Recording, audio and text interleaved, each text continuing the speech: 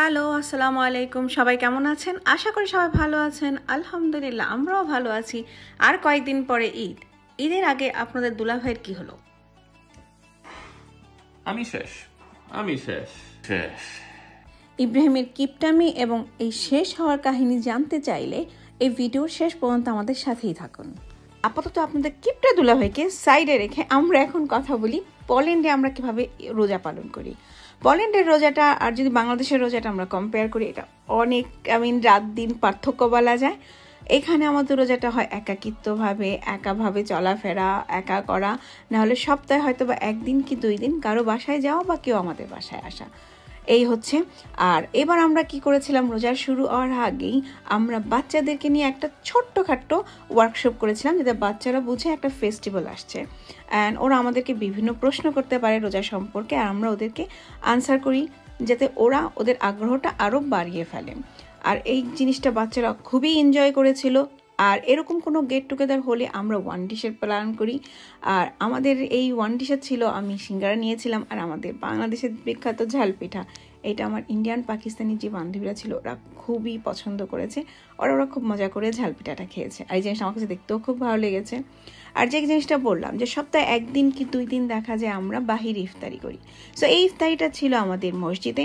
তো আপনারা দেখতে পাচ্ছেন এটা আমাদের মসজিদ থেকেও কিছু কন্ট্রিবিউশন থাকে, আর বাকিগুলো আমরা যত মুসলিম বোনেরা আছে সবাই কিছু না কিছু এখানে নিয়ে আসে। আর এখানে আরও একটা জিনিস ভালো হয় যে অনেক বাচ্চারা চলে আসে, তো বাচ্চাদের আগ্রহটাও বাড়ে, এরা একে অন্যকে জানতে পারে। এই জিনিসটা আমার কাছে অসম্ভব ভালো লাগে। আর এখন যদি আমরা বলি আমাদের রেগুলার ডে এর কথা, সেটা শুরু হয় এইভাবে।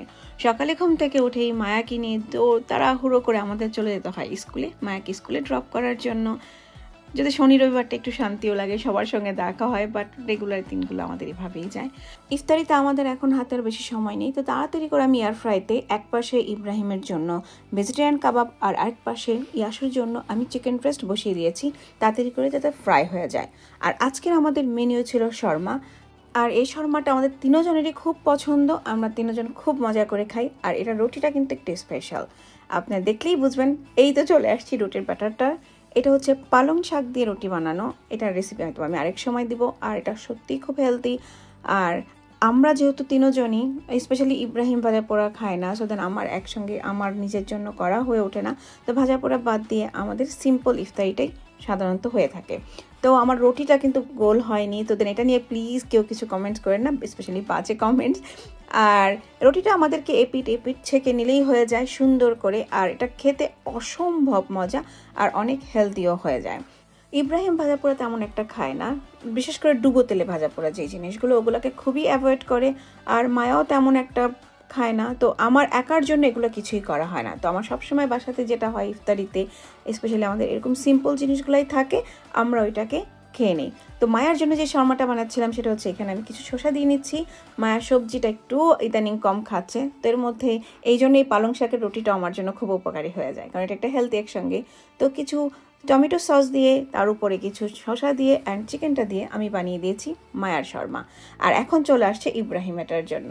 ইব্রাহিমের শর্মাটা বানানোর ক্ষেত্রে আমি দিয়ে দিয়েছি, প্রথমেই আমি যেটা ব্যবহার করলাম সেটা হচ্ছে হুমুসটা আমার খুব পছন্দ, সাথে ইব্রাহিমও খুব পছন্দ করে। হুমুস দেওয়ার পরে এখানে আমি দিয়ে দিচ্ছি কিছু ভেজিটেবল, যেগুলো আমি এখানে অলরেডি কেটে রেখেছিলাম যে শর্মাতে আমি ইউজ করব। এর মধ্যে আছে, আপনাদের ইচ্ছে মতো আপনারা ব্যবহারও করতে পারেন, এর মধ্যে আছে হচ্ছে ক্যাপসিকাম, তারপর আছে কিছু অ্যাভোকাডো।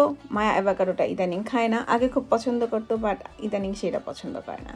তারপর দিয়ে দিয়েছি কিছু শসা, আর হচ্ছে ইব্রাহিমের সেই ভেজিটেবল কাবাব। শুনতেই কেমন শোনা যায় তাই না, যেটা কল্পনাও করি না। কাবাব মানে আমাদের কাছে মাংস, বাট ইব্রাহিমের জন্য কাবাব মানেই হচ্ছে ভেজিটেবলের কাবাব।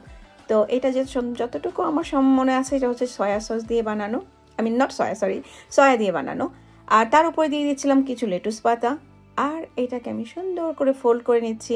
আর এই খাবারটা হচ্ছে ইব্রাহিমের খুবই পছন্দের, বাট সামহাও ইব্রাহিম আজকে যে সুন্দর করে আমি ওকে ফোল্ড করে দিয়েছিলাম, ইব্রাহিম সেটা খুলে ফেলছে।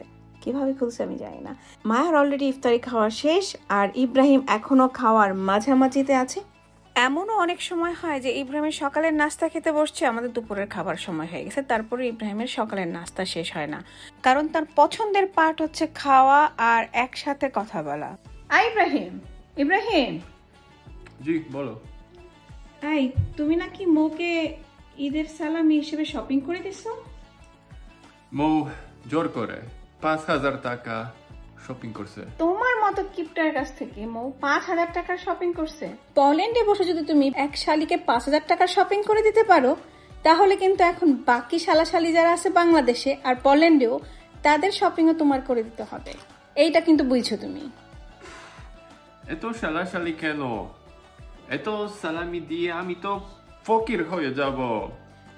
এই 12 বছরে তুমি কাউকেই সালামি দাও না, এই কারণে তুমি বিদেশ থাকো। এখন যেহেতু অপশন আছে বিকাশে সালামি দেওয়ার, তো প্লিজ পাঠায় দাও। ঠিক আছে, আমি বিকাশে ঈদ সালামি পাঠাবো।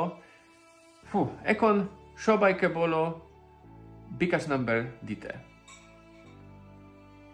দেশে বসে যে সকল ভাই ও বোনেরা এতদিন মিস করেছেন তাদের ঈদ সালামি, স্পেশালি প্রবাসী ভাই ও বোনদের কাছ থেকে এবং এইরকম একটা কিপটা দুলা ভাইয়ের কাছ থেকে, তাদের জন্য বিকাশ নিয়ে আসছে একটা গুড নিউজ। গুড নিউজটি হলো, বিশ্বের যে কোনো জায়গা থেকে এখন অল্প সময়তেই বিকাশের মাধ্যমে টাকা পৌঁছে যাবে আপনার হাতে। এখন থেকে আপনার শুধু বিকাশ অ্যাকাউন্ট নম্বরটা আপনার প্রবাসী ভাই ও বোনদেরকে এবং এরকম একটা কিপটা দুলাভাইকে পাঠিয়ে দিতে হবে, আর এখন পুরো তালবাহানা ছাড়াই আপনার কাছে পাঠিয়ে দিবে আপনার ঈদ সালামি। এটা কিন্তু আপনাদের জন্য সুবিধা, কিন্তু এরকম একটা কিপটা দুলাভাইয়ের জন্য খুবই অসুবিধা। এখন তার মাথায় হাত। আমি শেষ।